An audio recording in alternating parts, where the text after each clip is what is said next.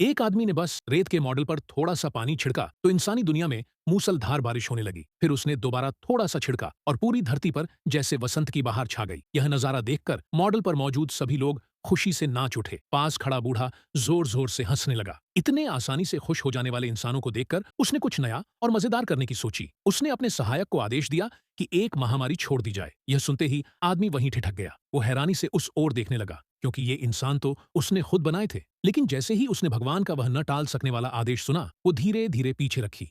एक छोटी सी डिब्बी से एक देखते ही जानलेवा जहर की शीशी निकाल लाया। थोड़ी दया जरूर आई, मगर फिर भी आदमी ने वह क्रूर काम कर डाला। बस एक हल्की सी फुहार और नाजुक इंसान जमीन पर गिर पड़े। भगवान ने बस एक नजर देखा और फिर सिर झुकाकर किताब में डूब गए। अच्छी बात यह रही कि कुछ लोगों में प्रतिरोधक क्षमता थी, वे किसी तरह बच गए। लेकिन इसके बाद जो हुआ वो भगवान के लिए डरावना था। इंसान ने खुद ही आग की खोज कर ली। बूढ़ा गुस्से से भर गया, क्योंकि ये तो प्रागैतिहासिक युग था। 20 लाख साल बाद वो खुद इंसानों को आग देने वाला था, और यहाँ ये लोग अपनी मर्जी से सब कुछ कर रहे। तभी आदमी ने बस एक हल्की सी फूंक मारी और इंसानों की वो एकमात्र आग भी बुझ गई। लेकिन इंसानों की इस गुस्ताखी को भगवान कैसे माफ कर सकते थे? उसने सहायक को कहा कि अब सजा दी जाए। आदमी ने रेत के मॉडल पर बस एक हल्का सा इशार किया और हाथी पागल होकर इंसानों के पीछे दौड़ने लगे। मुकाबला न कर पाने के कारण इंसान अंधेरे गुफाओं में छिप गए। उनकी यह दुर्दशा देखकर भगवान बहुत प्रसन्न हुआ और चैन से झपकी लेने लगा। मगर पल भर बाद ही जब उसने आंखें खोली तो देखा इंसानी समाज में फिर एक क्रांति आ चुकी थी। यह देखकर भगवान बेहद नाराज हुआ। वो सोचने लगा, सभी सभ्यताओं का जनक तो वही है, फिर ये इंसान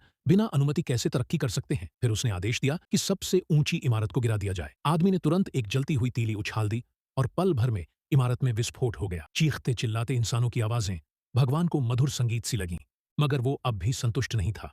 उसने रेत के मॉडल पर एक फूंक मारी और आग की लपटें और भड़क उठीं। इस विनाश की शक्ति में वो नाचने लगा। दूसरों की जिंदगियों पर नियंत्रण का यह नशा उसे बेहद भाने लगा। लेकिन तभी दमक्कल की गाड़ियां पहुंच गईं।